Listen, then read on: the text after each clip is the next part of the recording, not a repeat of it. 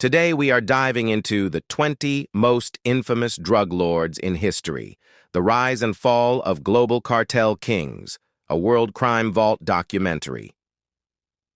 For decades, they ruled from the shadows.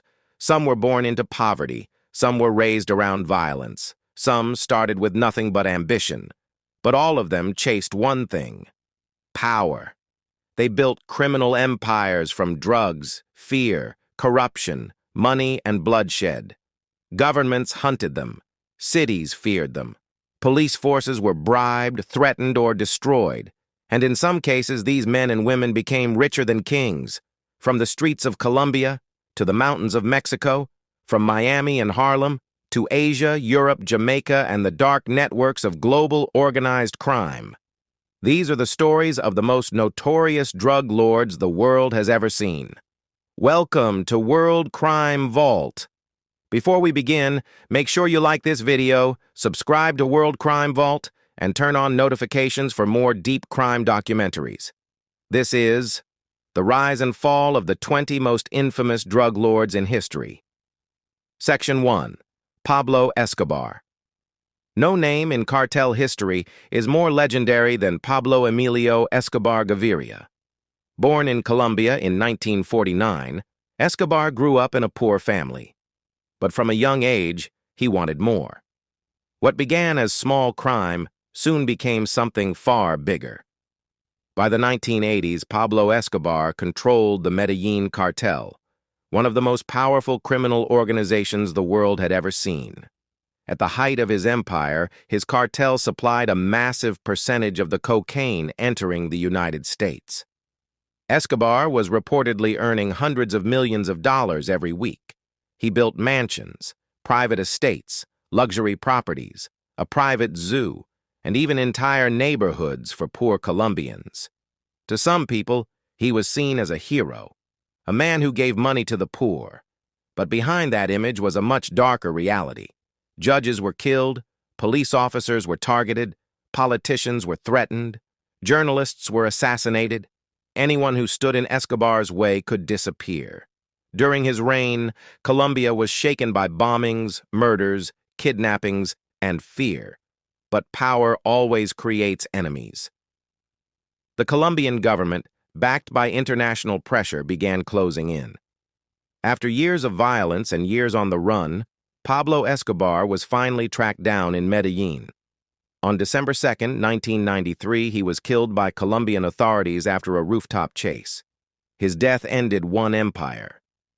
But the global drug trade did not die with him. It only changed hands. Section 2. Joaquin El Chapo Guzman. If Pablo Escobar ruled the 1980s, then Joaquin Archibaldo Guzman Loera, better known as El Chapo, became the face of the modern cartel era. Born in rural Mexico, El Chapo grew up in extreme poverty. As a child, he reportedly sold oranges and worked in the fields. But his life changed when he entered the drug trade. Over time, he rose through the criminal world and became the leader of the Sinaloa Cartel, one of the most powerful drug trafficking organizations in history. His cartel smuggled cocaine, heroin, methamphetamine, marijuana, and fentanyl across borders and around the world. They used tunnels, submarines, hidden compartments, cargo routes, corrupt officials, and highly organized international networks. But what made El Chapo famous around the world was not just his power. It was his escapes. In 2001, he escaped from prison, reportedly hidden inside a laundry cart. Years later, after being captured again, he escaped through a mile-long underground tunnel built directly beneath his prison cell. The tunnel had lighting, ventilation, and even a motorcycle track. The escape shocked the world, but eventually, Mexican authorities captured him again. In 2017, El Chapo was extradited to the United States. Today, he is serving a life sentence in a maximum security prison. The man who once controlled secret tunnels across borders now lives behind some of the strongest prison walls on Earth. Section 3. Griselda Blanco, known as the Black Widow, and the cocaine godmother, Griselda Blanco was one of the most feared women in criminal history. Born in Colombia, Blanco entered crime at a very young age. By the 1970s and 1980s, she became a major figure in cocaine trafficking between Colombia and the United States, especially Miami. At the time, Miami was becoming one of the main battlegrounds of the cocaine trade. And Griselda Blanco was right in the middle of it. Authorities believed she was linked to hundreds of murders. Her organization became known for extreme violence, including drive-by shootings, motorcycle assassinations, and brutal street killings. The violence connected to her network helped fuel what became known as the Miami Cocaine Wars. But despite her terrifying reputation, Blanco lived with confidence and luxury. She made millions. She commanded fear. And she operated in a world mostly dominated by men. Eventually, law enforcement caught up with her. She was arrested, imprisoned, and later deported back to Colombia. But her story ended the same way many cartel stories end. In 2012, Griselda Blanco was shot dead in Medellin by a motorcycle gunman, the same style of killing she had helped make infamous decades earlier. Section 4.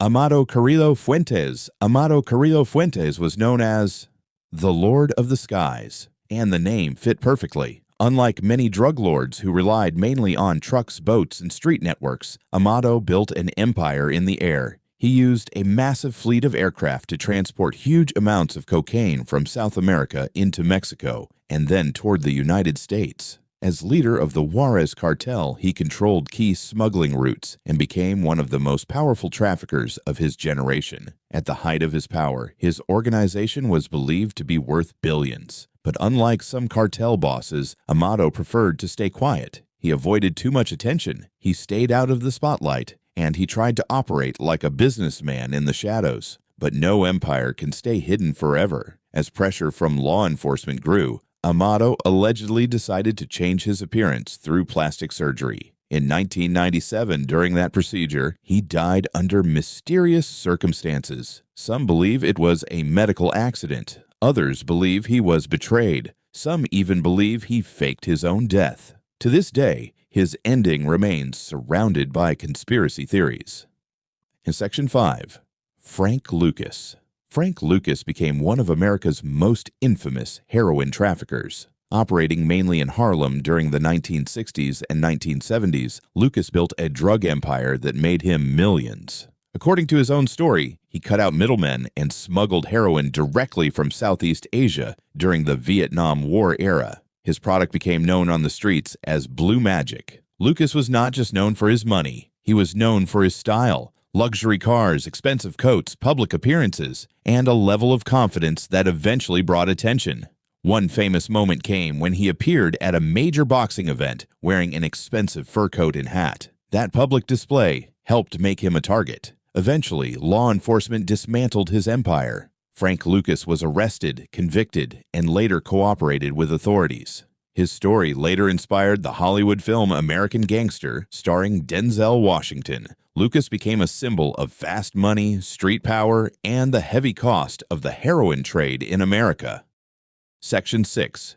Carlos Later. Carlos Later was one of Pablo Escobar's closest allies and one of the co-founders of the Medellin Cartel. But Later was not just another trafficker. He had one major obsession: aviation. He understood that planes could move cocaine faster, farther, and in larger amounts than traditional smuggling methods. So he purchased a private island in the Bahamas called Norman's Cay. That island became a major cocaine transit point for flights heading into the United States. For a time, Norman's Cay was like a criminal airport in paradise. Planes came and went, money flowed, and cocaine moved through the Caribbean into America. But Later's ego became a problem. He lived loudly, he attracted attention, and he openly supported extremist political ideas. His visibility made him a major target for authorities. Eventually, he was captured and extradited to the United States. Carlos Later helped revolutionize cocaine smuggling, but his desire for power and attention helped bring him down. Section 7. Miguel Angel Felix Gallardo. Miguel Angel Felix Gallardo became known as the godfather of Mexican cartels. Before Gallardo, drug trafficking in Mexico was more divided. Different groups controlled different areas. But Gallardo helped unite traffickers into a more organized structure. He became a founding figure of the Guadalajara cartel, which later influenced the rise of many major Mexican cartels, including the Sinaloa cartel. For years, Gallardo operated with protection from corrupt officials. He had money, connections, power, and influence. But everything changed after the kidnapping, torture, and murder of DEA agent Enrique "Kiki" Camarena in 1985. The killing created massive pressure from the United States. The hunt for those responsible intensified. In 1989, Felix Gallardo was arrested, but even from prison, authorities believed he continued to influence cartel activity. His arrest did not end Mexico's cartel problem. Instead, his empire fractured into different groups. And those groups would later become some of the most violent cartels in the world. Section 8. Semyon Mogilevich. Unlike many cartel bosses, Semyon Mogilevich was not famous for public violence or street warfare. He became known for something different: secrecy, money, and global connections. Mogilevich has often been described by authorities as one of the most dangerous organized crime figures in the world. He has been linked by law enforcement agencies to networks involving drug trafficking, weapons, fraud, money laundering, and international organized crime. But what made him especially difficult to pursue was the complexity of his operations. His alleged empire stretched across borders, across financial systems, across businesses, and across countries. He represented a new kind of crime boss, not just a man with guns in the street, but a man connected to banks, shell companies, corrupt systems, and global finance. For many investigators, Semyon Mogilevich became a symbol of modern transnational organized crime, a criminal world where money can move faster than law enforcement. Section 9. Rafael Caro Quintero. Rafael Caro Quintero was one of the founders of the Guadalajara cartel. He became one of Mexico's earliest and most powerful drug kingpins, but his name became globally infamous because of one case: the murder of DEA agent Enrique "Kiki" Camarena. Camarena had been investigating cartel operations in Mexico. In 1985, he was kidnapped, tortured, and killed. The murder shocked the United States and Mexico. It became one of the most important moments in the history of the war against cartels. Caro Quintero was arrested and spent years in prison, but in 2013, he was unexpectedly released because of a legal technicality. That release caused outrage. He later became a fugitive again, wanted by both Mexican and American authorities. After years on the run, he was recaptured. His story remains tied to one of the most painful and powerful cases in DEA history. In Section 10, Dawood Ibrahim. Dawood Ibrahim rose from the streets of Mumbai to become one of the most wanted crime bosses in the world. He became the alleged leader of D Company, a vast criminal network linked to smuggling, extortion, drug trafficking, money laundering, and organized crime. Over time, authorities also linked him to terrorism-related allegations. His name became especially infamous after the 1993 Mumbai bombings, which killed more than 250 people. For decades, intelligence agencies have claimed Dawood Ibrahim operated through a global underworld network. His influence allegedly stretched across India, Pakistan, the Middle East, and beyond. But despite investigations and international pressure, his exact location has remained disputed. Dawood Ibrahim represents a different kind of crime boss.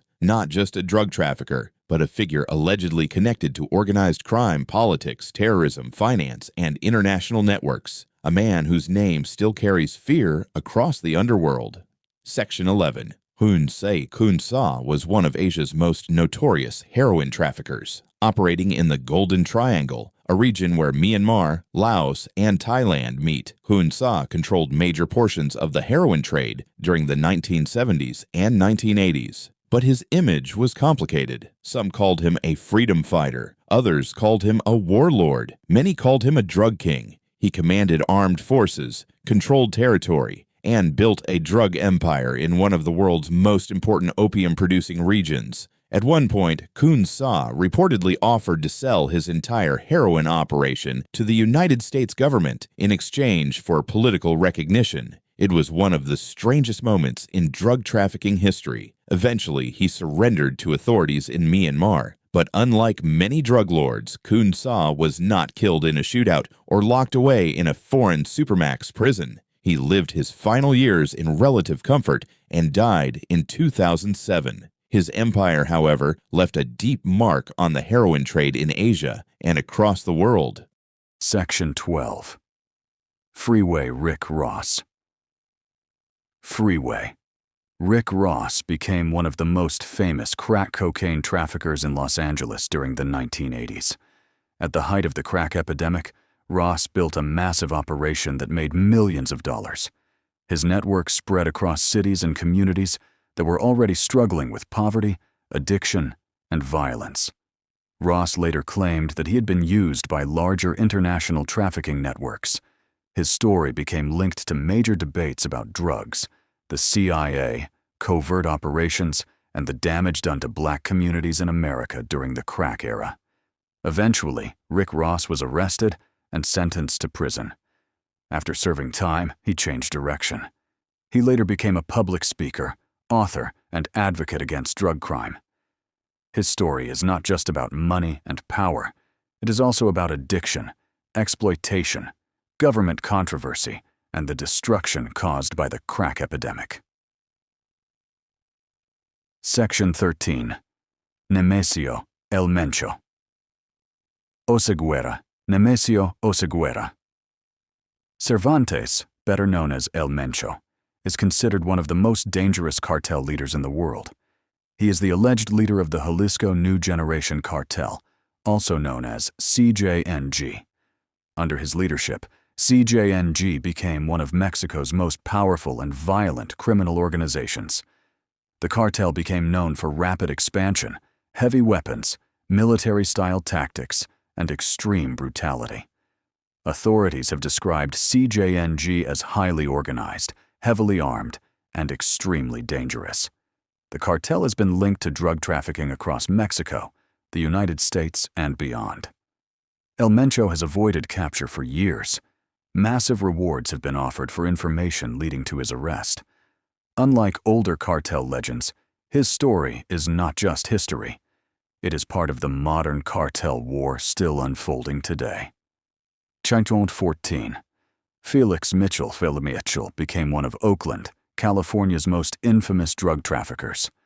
During the 1970s and 1980s, Mitchell built a major heroin operation in the city. He became known for wealth, influence, and control over local criminal networks. To some in the streets, he was seen as powerful and untouchable. But his empire brought violence, addiction, and fear into the communities around him. Eventually, Mitchell was arrested and sent to prison.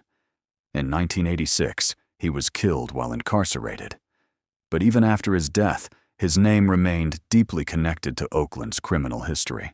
His funeral became infamous because of its size and public display.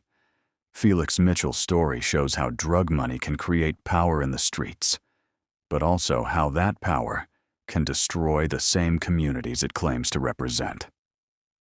Section 15. George Jung. George Jung became one of America's best-known cocaine smugglers. During the 1970s and 1980s, Jung worked closely with the Medellin cartel and helped bring massive amounts of cocaine into the United States. His life was filled with money, parties, danger, betrayal, and addiction. For a time, he lived the dream of fast wealth, but like many in the drug trade, that dream collapsed. Jung was arrested multiple times and spent years in prison. His life later inspired the movie Blow, starring Johnny Depp. But behind the Hollywood story was a darker reality. Families were destroyed, addiction spread, lives were lost, and the cocaine trade reshaped America. George Jung became a symbol of the rise and fall of the cocaine smuggler, a man who touched millions of dollars but lost almost everything. Section 16. Ismael El Mayo Zambada. Ismael El Mayo Zambada was one of the most powerful figures in the history of the Sinaloa cartel. Unlike El Chapo, El Mayo avoided publicity for decades. He was not known for dramatic prison escapes. He did not chase the same public attention. He preferred silence, strategy, and survival. For years, he was seen as one of the most intelligent and careful cartel leaders in Mexico. He built alliances, avoided unnecessary visibility, and survived while many other kingpins were arrested or killed. That ability to stay hidden made him almost mythical. In the cartel world, where betrayal is common and death can come quickly, survival itself becomes a form of power. El Mayo's name became connected to patience, secrecy, and long-term control. While others became famous, he became feared because he stayed in the shadows. Section 17. Paul LaRue. Paul LaRue was not a traditional drug lord. He was a programmer, a technology expert, and a criminal mastermind whose story blurred the line between cybercrime and organized crime. Born in Zimbabwe and raised in South Africa, LaRue first became known for his technical skills. But over time, authorities said he built a global criminal network involving illegal prescription drugs, arms trafficking, money laundering, and murder-for-hire plots. His operations stretched across countries. He used technology, encrypted communications, fake identities, online pharmacies, and international networks. LaRue represented a new type of criminal boss, not the old cartel leader standing in the jungle with armed guards, but a digital-age kingpin using computers, logistics, and secrecy to build an empire. Eventually, he was arrested and cooperated with U.S. authorities. His story remains one of the strangest and most disturbing examples of how technology changed organized crime. Section 18. Claude Duck. Phillips. Claude Duck. Phillips was known as one of Detroit's feared heroin traffickers. Operating during a period when heroin devastated many American cities, Phillips built a reputation for control, intimidation, and violence. His organization reportedly controlled important drug territories in Detroit. At the time, the heroin trade was not just about money. It was about power over neighborhoods. Fear became a weapon, violence became a message, and addiction became a business. Claude Phillips became part of a dark chapter in Detroit's crime history. His name is remembered as one of the figures connected to the city's heroin underworld. His story shows how local drug empires can become just as destructive as international cartels. Because whether the empire is global or local, the damage is always real. Section 19. Christopher Dudas Koch. Christopher Dudas Koch inherited one of Jamaica's most powerful criminal networks. He became the leader of the Shower Posse, a gang with deep links to drug trafficking, weapons, and violence. In parts of Kingston, Koch was seen by some as a community leader, but authorities accused him of running a violent criminal organization. His influence was so strong that when the United States requested his extradition, the situation exploded. In 2010, Jamaican security forces moved to arrest him. The operation triggered violent clashes in Kingston. Gun battles broke out, communities were locked down, and dozens of people were killed. The crisis shocked the world. Eventually, Dudas Koch was captured and extradited to the United States. His story revealed how deeply organized crime can become embedded in communities, politics, and power structures. Section 20. Ociel Cardenas Guillen.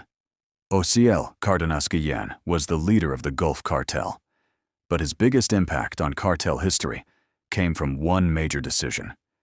He recruited former Mexican military soldiers to work as cartel enforcers. That group became known as Los Zetas. This changed cartel warfare forever.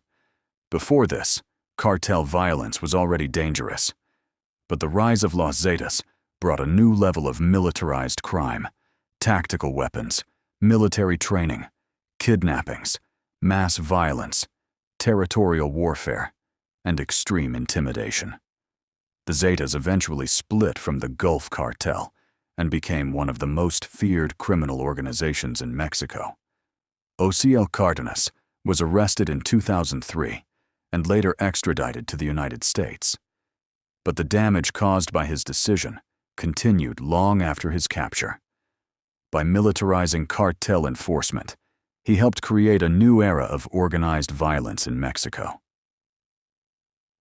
Outro from Pablo Escobar's cocaine empire to El Chapo's underground tunnels, from Griselda Blanco's violent Miami network to Amado Carrillo Fuentes, the Lord of the Skies, from Frank Lucas in Harlem to Dawood Ibrahim's global underworld, from Kun Sa in the Golden Triangle to El Mencho and the modern cartel wars still unfolding today.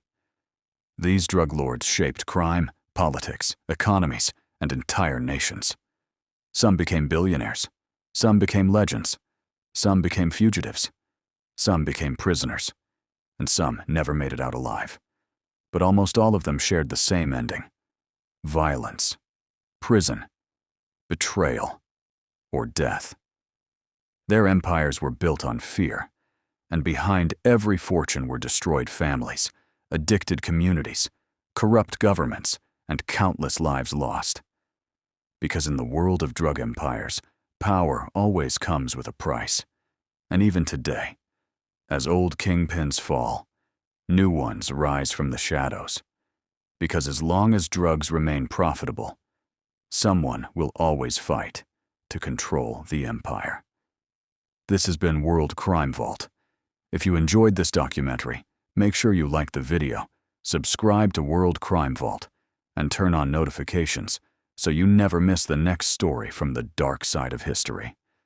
Thanks for watching, and remember, behind every empire of crime, there is always a trail of blood.